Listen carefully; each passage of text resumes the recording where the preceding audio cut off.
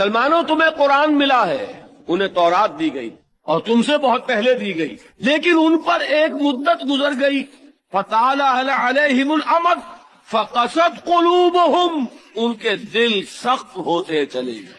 یہ ہوتا ہے حادثہ کسی مسلمان امت کے ساتھ۔ یہی قرآن تھا کہ صحابہ کرام پڑھتے تھے اور لرز جاتے، دہل جاتے۔ یہی قرآن ہے، ہم پڑھتے، ہم پر کوئی اس کی کیفیت نہیں۔ وجہ کیا ہے؟